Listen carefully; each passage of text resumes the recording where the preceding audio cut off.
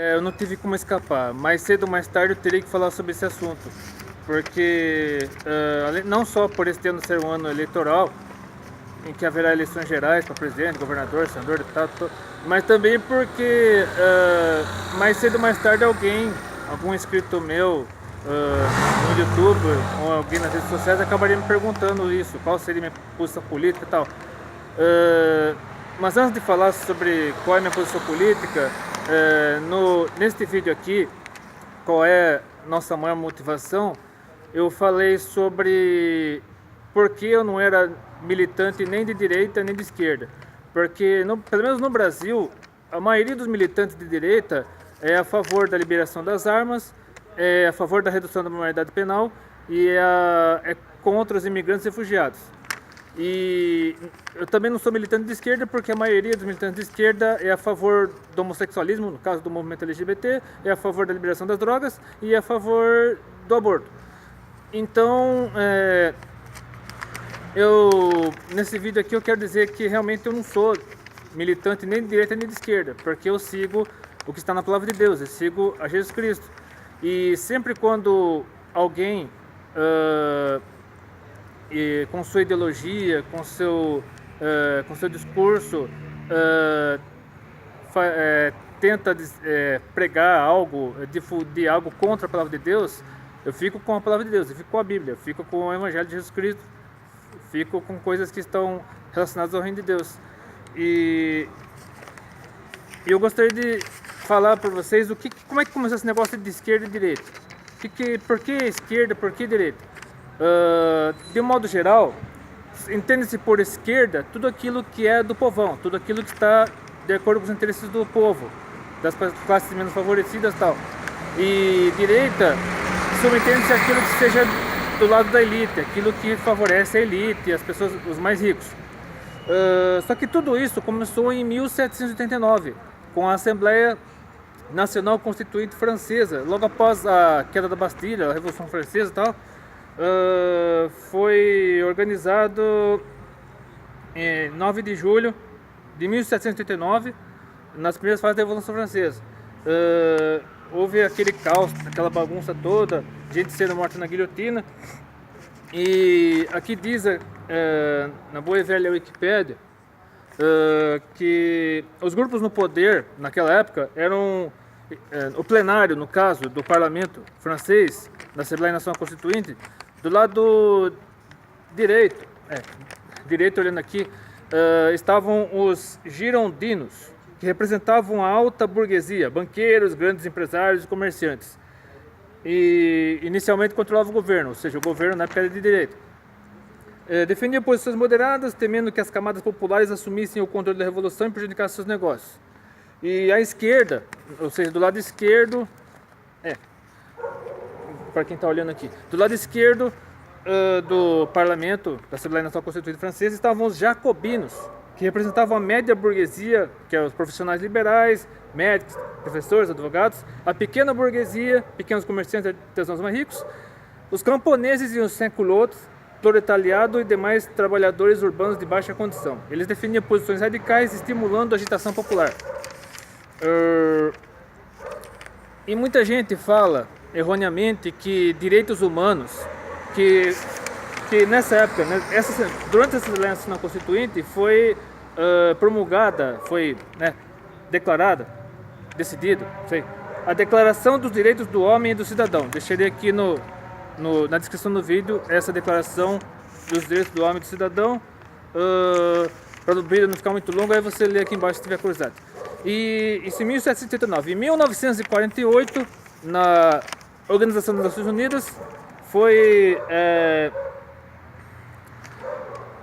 promulgado, no caso, a Declaração Universal dos Direitos Humanos, com 30 artigos, e curiosamente, o artigo 14 dessa declaração de 1948 fala sobre o direito à propriedade.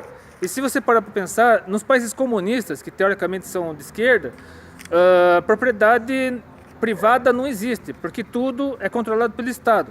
E se você quer um carro, uma casa, você tem que obter uma concessão do Estado, porque tudo pertence ao Estado. Então, o artigo 14 da Declaração Universal dos Direitos Humanos praticamente não é obedecido nos países comunistas. Então, ou seja, essa história de que direitos humanos é coisa de esquerda, não é verdade. Na verdade, tanto a Declaração dos Direitos do Homem e do Cidadão quanto a Declaração Universal dos Direitos Humanos tem artigos, tem preceitos que batem de frente tanto com a direita, tanto com a esquerda. Então, e eu deixarei aqui também na descrição a Declaração Universal dos Direitos Humanos para você ler tal, quando tiver tempo. E eu gostaria de dizer o seguinte, que por que eu não sou nem de direita nem de esquerda? Porque a palavra de Deus diz, nesses textos bíblicos que eu lerei aqui, que nós devemos estar sempre do lado de Deus, da palavra de Deus, dos preceitos de Deus. Se qualquer coisa, tanto na direita, na posição política de direita quanto na posição política de esquerda, contraria o que está na Bíblia, contraria a vontade de Deus, devemos ficar do lado da palavra de Deus. Como diz aqui, sobre esse negócio de direita e esquerda,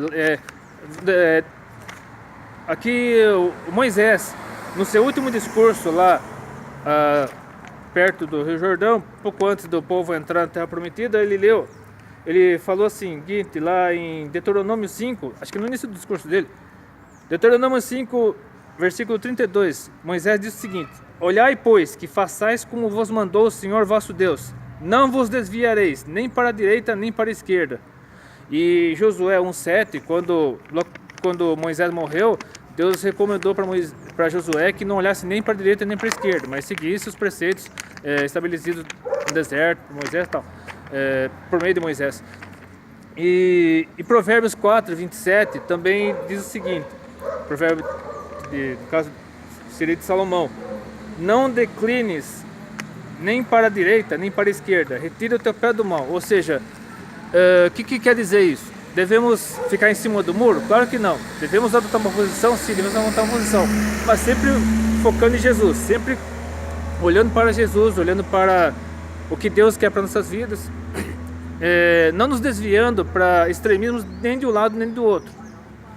E a Bíblia continua.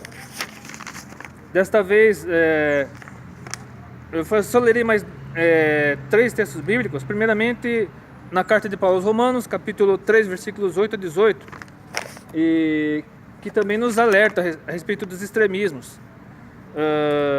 E por que não dizemos, como somos blasfemados, e como alguns dizem que dizemos, façamos males para que venham bens, a condenação deles seja justa. Ou seja, não podemos jamais, em hipótese alguma, seja qual for nossa ideologia, nossa posição política, apoiar coisa errada, apoiar extremismos, apoiar atitudes erradas, morte, tortura, seja lá o que for de ruim, jamais devemos apoiar, mesmo que a nossa ideologia aparentemente tenha um fim proveitoso, promova o bem comum, essas coisas assim.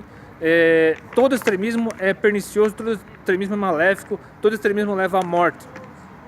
E continuando, pois que somos nós mais excelentes? De maneira nenhuma, pois já dantes demonstramos que tanto judeus como gregos, que eram os grupos na época, todos estão debaixo do pecado, como está escrito, aí voltando lá para os Salmos, né, para o Antigo Testamento: não há um justo, nenhum sequer, não há ninguém que entenda, não há ninguém que busque a Deus. Todos se extraviaram e juntamente se fizeram inúteis, não há quem faça o bem, não há nenhum só. A sua garganta é um sepulcro aberto, com as suas línguas tratam enganosamente. Peçonha de áspides está debaixo de seus lábios, cuja boca está cheia de maldição e amargura. Os seus pés são ligeiros para derramar sangue. Em seus caminhos há destruição e miséria, e não conhecer o caminho da paz. Não há temor de Deus diante de seus olhos. Aqui, de uma certa forma, fala sobre aqueles que apoiam atitudes extremistas, tanto de direita quanto de esquerda. E continuando, na segunda carta de Paulo aos Coríntios, capítulo 6, versículo 14, diz assim: não vos prendais a um jugo desigual com os infiéis, porque que sociedade tem a justiça com a injustiça, e que comunhão tem a luz com as trevas. Mais um alerta: se qualquer ideologia, se qualquer pensamento, se qualquer corrente filosófica, ideológica, política, contraria os preceitos de Deus, contraria o Evangelho de Jesus Cristo, devemos manter distância, devemos nos afastar disso. E finalmente, na carta de Paulo aos Hebreus, capítulo 12, versículos 1 e 2, está a solução, está o escape. O que realmente nós devemos fazer como cristãos, como povo de Deus, olhando sempre para o único digno de receber toda a honra, glória e louvor, aquele único que realmente deve ser nosso exemplo, nosso objetivo maior, que é Jesus Cristo. Hebreus 12, versículos 1 a 2 diz assim: portanto nós também, pois que estamos rodeados de uma tão grande nuvem de testemunhas, deixemos todo o embaraço e o pecado que tão de perto nos rodeia e corramos com paciência a carreira que nos está proposta, olhando para Jesus, autor e consumador da fé, o qual, pelo gozo que lhe estava proposto, suportou a cruz, desprezando a afronta, e assentou-se à destra do trono de Deus. Portanto, tome uma posição, a posição que esteja de acordo com a vontade de Deus, porque somente Deus, por ser eterno e por nos conhecer desde o dia de nós nascermos, sabe o que é melhor para nós. E se qualquer posição política, ideológica, filosófica for contrariar a vontade de Deus, afaste-se disso, porque fará mal tanto para você quanto para outras pessoas. Então, se esse vídeo fez diferença na sua vida, se esse vídeo impactou a sua vida, curta, compartilhe seus favoritos, inscreva-se no meu canal. E que Deus abençoe, que Deus oriente você em tudo, que haja mais amor, haja mais paz entre nós, mesmo que nós não concordemos com muitas coisas, mas que nós possamos, sem força nem violência, mas pelo Espírito de Deus, levar o Evangelho ao maior número possível de pessoas. Deus abençoe e até de repente, se quiser.